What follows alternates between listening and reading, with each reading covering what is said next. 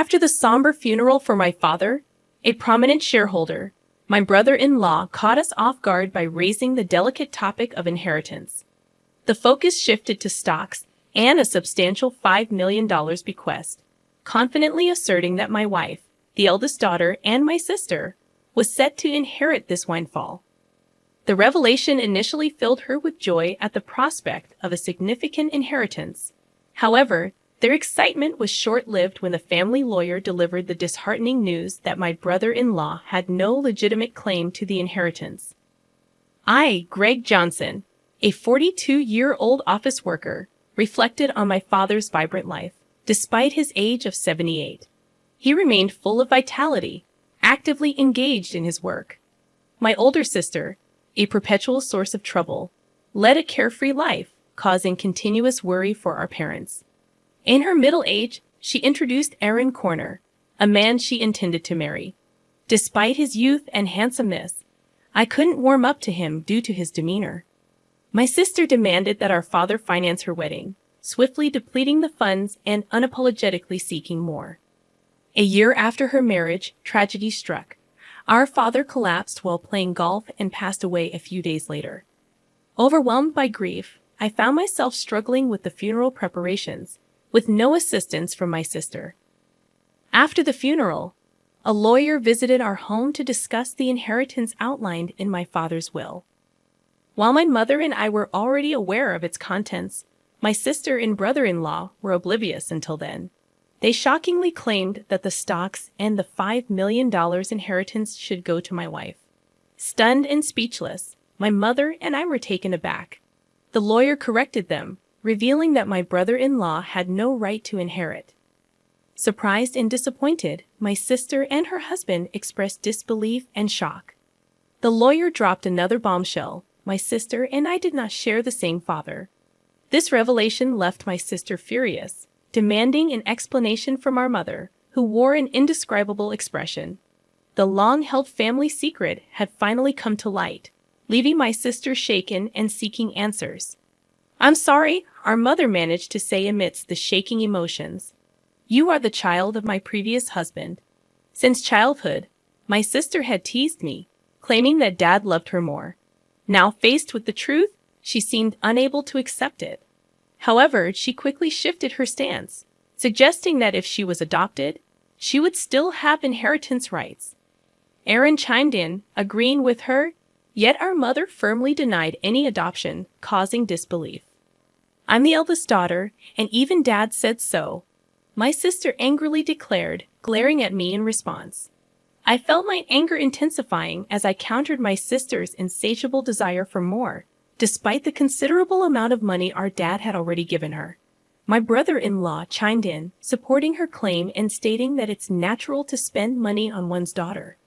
However, the lawyer intervened, drawing attention to the questionable spending, including debt repayment, and suggested reviewing the will. My sister panicked, claiming ignorance about any will. It turned out that our father had wanted to discuss and decide the contents with the family, but she had skipped it for frivolous reasons. When the lawyer proposed reviewing the will, my sister and her husband reluctantly agreed.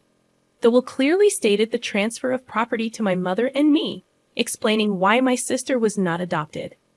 Her mistreatment of me and reckless spending had disappointed our father, realizing she had no right to the inheritance. My sister was visibly shocked, and her brother-in-law, who had initially supported her, suddenly changed his tune, accusing her of lying and abruptly leaving the room. In her anger, my sister blamed our mother for not asking to have her adopted, claiming it was unfair that only Mom received the inheritance. Frustrated, she cried and screamed, expressing her disappointment. Despite my sister's outrageous behavior, the lawyer remained calm, explaining that as the biological son, I had the right to receive it all. Before things escalated further, he warned that the police might need to be involved if the situation continued. My sister appeared startled by the mention of the police, given her history of repeated theft. As my mother spoke tearfully to her, she clicked her tongue and left the room. Half a year passed, and the inheritance proceedings were completed without issue. Despite some grumbling from my sister and brother-in-law, They couldn't stand against the lawyer's efficiency. My mother gave my sister a small amount of money, but I had no intention of interfering. The frustrating part for our family was that the two had disappeared. Their blatant greed was so evident that even our relatives were lost for words. One day, my wife suggested that my mother, daughter, and I go out to eat. Since my father's passing, our mother had been down, but she showed smiles when with her granddaughter. I suggested to my mother, "Why don't you live with us?" But you know, Rook still comes home occasionally. Sis only comes around to beg for money, doesn't she? How long does she plan to keep this up? The reason my mom defends my sister is that she is her blood-related child, and there might be concern that if we visit our family home, my sister might cause trouble again. Understanding that, I told her to take her time thinking about it, and then drove my mom to our family home. Upon arrival, we encountered something unexpected. The lights were on in our supposedly empty home. It wasn't the time for the helper to come, so we were puzzled. I parked the car, suggesting, "Let's go up and have some coffee with Mother." We got out of the car and headed to the entrance, but the moment we approached the door, a car came rushing in. "Mom, watch out." Hearing my daughter ahead of me, I shielded my wife with my body. The car just grazed me, and I managed to dodge it, but I collided with a nearby flower bed, injuring myself badly. The car stopped after hitting the garage door. "Are you okay, Dad?" My wife and daughter rushed over, supporting me. Mother was trembling in shock at the sudden event. Understandably, from that moment on, a day of turmoil began. I was taken to the hospital by ambulance and had to be hospitalized briefly. Later, I heard that Aaron Warner, my brother-in-law, was driving the car. According to the police, he explained that he mistook the accelerator for the brake. However, I had my doubts about that story. Amidst all of this, my sister and mother visited me in the hospital. Mother left briefly to arrange flowers, and during that time, my sister coldly looked at me and said, "You're only tough and bodied, huh?" With a slightly disappointed tone, I couldn't help but give her a smile. If I had died in the accident, Mom would inherit everything, right? "Messed up your plan," I said a bit sarcastically, and my sister looked uneasy. "You planned this, didn't you?" When I asked, my sister looked away, and I added, "But I won't be accepting Mom's share, so it won't work out for you." My sister looked surprised at this. She probably thought I would naturally accept it. I have a wife and kids, so I passed the inheritance to them. It's not strange for the head of the family to think that way. Even so, I've made a will early, like Dad did. My sister was taken aback at this. "What? So that means—" "Yeah, unfortunately, my share of the inheritance won't go to Mom." My sister stared at me, then began to shake with anger. "There's $5 million, right? You could at least share a bit." When I immediately refused, my sister furiously grabbed my collar. "I'm your sister. We should split it." Whether it was the amount of the inheritance that drove her mad, she continued to scream in a very aggressive voice. I felt pity for my sister. It's that greedy attitude that disappointed Dad. Don't you get it? My sister's face turned even redder, and she grabbed my neck. "Bro, stop it." Mother, who had just returned, scolded her loudly. Then the nurses, called by the nurses' call button, arrived and escorted my sister out of the room. Mother seemed to want to protect my sister, but my sister had lashed out at her too. As she left, she asked, "Why did she turn out like this?" Hearing Mother say this sadly, I felt the pain in my heart. Later, Mother's health deteriorated, and she fell off, gradually weakening. My wife and I started visiting the family home more frequently to support her, but this seemed to upset my sister. Probably she encountered my wife when coming to ask for money or heard about it from Mother. One day, my sister called my cell phone. "From now on, we will take care of Mom. You guys don't need to come. Watch this." All of a sudden, however, my sister wasn't listening and said, "We've already decided," before hanging up. My wife told me she had been turned away by my sister. Too concerned about how my sister, who had no experience in household chores or living, would manage, I quickly contacted Mother. To my surprise, I found out that my brother-in-law had experience in caregiving. Mother was still independent, not yet in a worrying state. This reassured me. However, within just a month, Mother was rushed to the hospital in an ambulance. It was said to be due to a medication dosage error. When we rushed to the hospital, Mother was shockingly weak. The doctors also seemed puzzled by her condition. I couldn't recall such a mistake ever happening before. Leaving my wife to care for Mother, I went to our family home, which was in a terrible state. Despite my mother's love for cooking, the usually well-stocked fridge was shockingly empty. Even the helper had been swiftly dismissed. Feeling ashamed of trusting my sister even a little, anger surged within me. Checking the safe where valuables were kept, I discovered a large amount of money missing from Mother's passbook. The passbook with the inheritance was secure in a bank locker, but there was hardly any money left for living expenses. Returning to my mother, I explained the situation and revealed my sister's betrayal. Brooke did such a thing. Mother seemed unaware of the passbook issue and showed a shocked expression. When asked about the medication error, she explained that my brother-in-law had prepared it and looked troubled. Mom, I don't think you should let them into that house. They claimed they would take care of you, but the state of that house was the worst. And you've gotten so frail. Haven't they been feeding you properly? Speaking with concern, I hung her head. Mom, let's live together. I'll build a new house, and we can live there together. Moved by my suggestion, Mother shed tears.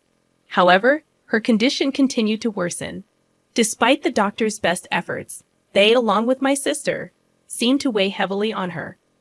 Ultimately, Mother passed away without recovering. When I went to the family home for the funeral, all the valuable items had disappeared. It seemed that my sister and brother-in-law, in need of money, had taken them. Standing in the desolate place, I was overcome with anger. I had to find a way to make my sister take responsibility for Mother's sake and as atonement for what she had done. I resolved to do something. The day after Mother's funeral, my sister and I met at the lawyer's office to discuss the inheritance. Condolences, but as her daughter, I'm entitled to Mother's inheritance. My sister said with a sense of superiority that made me laugh involuntarily. She seemed to be under some misconception. Let's open the will then. As the lawyer revealed the contents of the will, my sister turned pale. You're joking. Why, bro? You are not entitled to any of the inheritance. This is in accordance with Dad's wishes. My brother-in-law started to get angry, but the lawyer had nothing else to say except repeat the same thing. This must be a mistake. Bro is her child, isn't she? My brother-in-law suddenly became furious, throwing things off the table. Are you trying to trick us? We won't let you get away with this. Give us the inheritance now. Aaron, you planned to kill Mother, didn't you?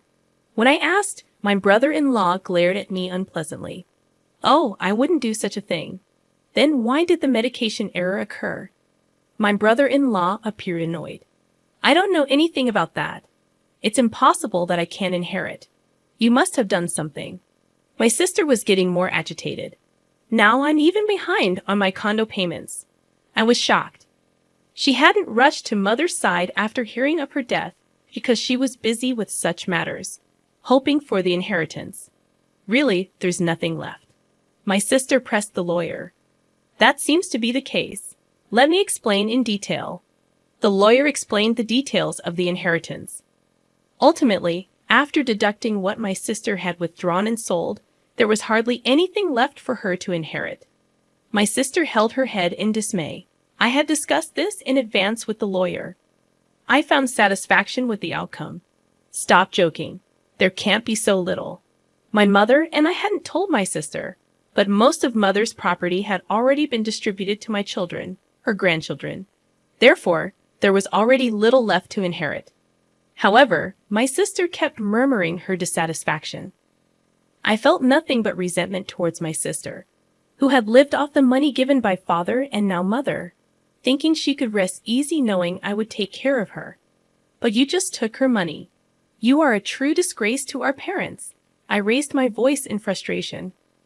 Caring for someone costs money, you know. Don't you understand? Then show me the receipts for what you spent on Mom's care. I'll cover any necessary expenses. As I extended my hand, my sister turned pale and was at a loss for words. I threw those away. That's not good. Without receipts, it can't be proven as evidence.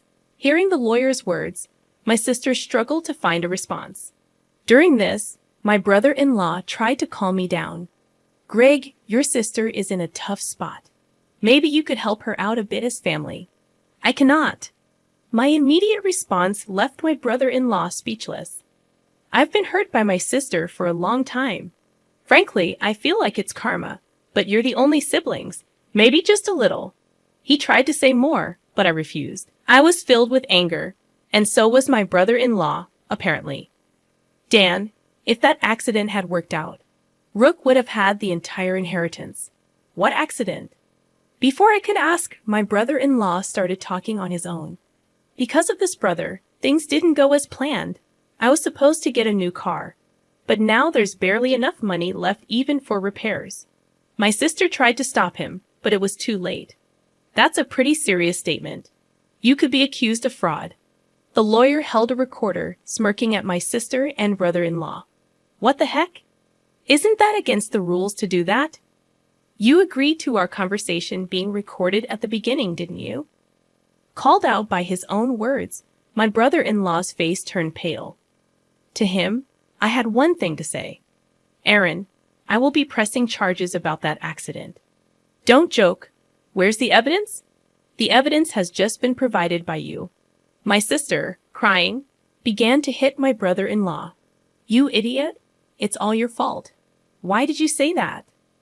Later, my brother-in-law faced legal consequences for his actions. Additionally, unresolved suspicions about his past emerged, requiring police involvement. For some time, my sister, as an accomplice, was said to face lesser charges. However, struggling with her condo payments, she was turned away by relatives when she asked for money. In contrast, I chose to work earnestly and not rely on inheritance. Now, receiving stock dividends has become a small pleasure in my life. In the aftermath of the legal proceedings, the rift between my sister and me widened. The family bonds that were already strained became nearly non-existent. Despite her attempts to seek support from relatives, my sister faced a cold shoulder, and her financial struggles continued. Meanwhile, I focused on building a stable and fulfilling life for my own family, working diligently. I found solace in providing for my wife and children without relying on the tumultuous inheritance battles that had plagued us. The stock dividends became not just a financial benefit, but a symbol of my commitment to a more secure and principled life. Over time, my sister's situation didn't improve. The consequences of her actions weighed heavily on her, both financially and emotionally. It became a stark reminder of the importance of responsible choices and the lasting impact they can have on one's life.